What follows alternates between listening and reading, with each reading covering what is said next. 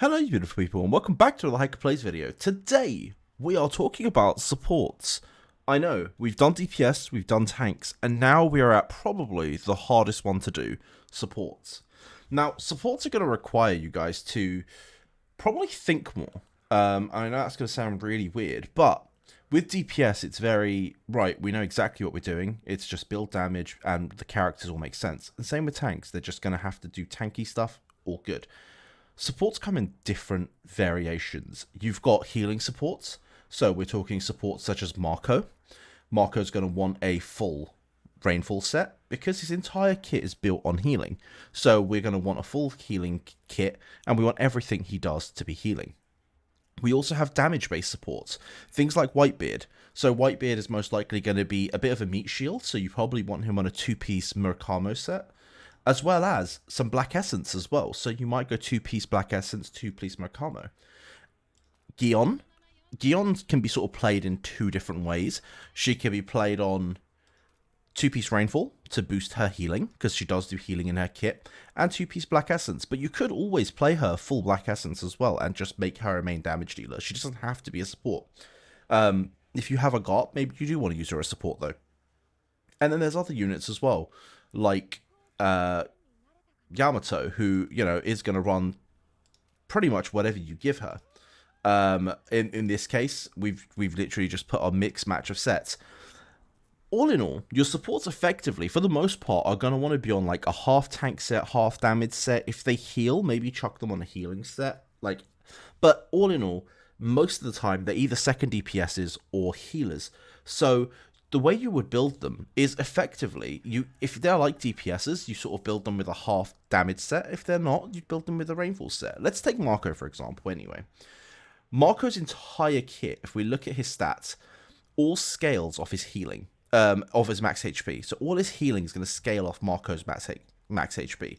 So for a unit like Marco, we're going to just want all the HP in the world. So inside your gifts, you're going to want HP percentage. And no matter where you look, you're just going to want HP percentage on all your pieces. Now, that changes slightly when you take on, say, a Gion, who you want damage on, realistically, because all her kit scales off her attack. Even her healing scales off her attack. So on the flip side here, you want to make sure that you're taking all the claw stats you can, and you want to really just make her as strong as possible. So she is effectively a second DPS. So with supports, I can't just say build this and only this, and this is going to work. So with the tank and the DPS builds, you were very much able to just copy it, rinse and repeat, and that was going to be effectively the best in slots. But with supports, there's a lot more thinking, and we're going to try and cover different angles, but the hardest part to do for supports is the gearing piece. So this is something you're going to have to just, do bit by bit.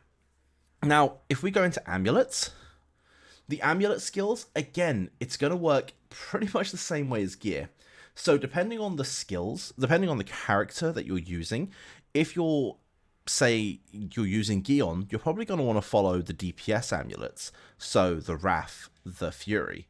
If you're running someone like Marco, maybe you want to go more survival, so follow more of the tank ones, where you're sort of taking less damage, you're boosting healing, and you just want to be alive more so that you're casting more. One really cool one, again, is Patch. I really do like Patch. So the per second healing on himself just keeps him up that longer.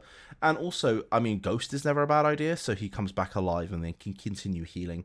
So there's a couple of really good ones for someone like Marco. Effectively, depending on what you're doing, whether it's a secondary DPS or, a healer, or just a buff giver, you're going to want to pick runes based on that, and it's really hard to sort of, in a guide, put all of this down. Your rune choices, effectively, are going to be cure runes. It's going to be runes that give a buff to the user. So if we were to just come off of, say, all the characters, and we'll just go into runes that way. Things like Exorcism, fantastic rune. It's going to remove debuffs, stun enemies. This is the sort of stuff you want to be carrying. Shepherd rune is normally quite decent as well. So, it just puts shields on allies. Anything that sort of spreads and helps the team, fantastic on your supports. I mean, They effectively share this with tanks as well, so tanks are going to also run the same. Now, in the event of, say, like a Gion, where again you want it to be a secondary DPS, hyper runes and more, and like any other DPS runes you have can sit on them. So supports are super versatile. Effectively, you could throw most things on them and make them work, but they also take the most thinking. So depending on what you want out of your support, that is going to be the best. You're going to have to create your own best in slot. There isn't a one size fits all. Now, it's a little different when you come into Inventions, because Watering Can is a fantastic support item. Again, healing everyone. So if you pick this up, sits perfectly on supports. Another one again is the Octopus. I love the Octopus on supports because again you're removing DOTs on allies, you're granting shields, fantastic support invention. If let's say you're Garp sitting on a Caltrop and you have a 10-ton hammer and you have a secondary DPS that's also half support, whatever you want to call him, sure, chuck that on. But for most cases, when we say healers and supports, these are the two inventions you're going to be running with. Until, they add more. Same with this, you got Moria and you got Enel. So again, anything that sort of spreads to the team and helps the team, you're either wanting to buff your main DPS, so in this case for me, Garp. So we're either doing everything to buff Garp, or we're trying to keep Big Mom alive. And that's really the two sort of angles that we take with supports. When you come over here, recovery dial is always decent.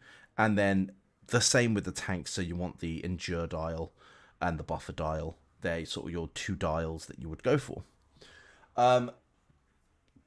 Guys, supports are very, very complex. We'll maybe do individual builds for specific supports. So where we covered, say, Marco, we could say all healers can effectively run this. So Marco, Hawkins, Law, you're going to want to go full HP. You're going to want to go full Rainfall. In the event of damage dealers, and you're going to want to go like half-half. So things like Whitebeard, Yamato, and anyone in that sort of category. Maybe you go 2-piece Black Essence, 2-piece Tank.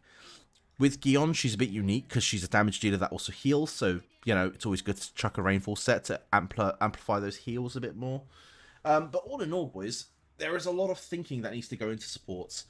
In the comment section, fire away any supports that you guys want, clarification on.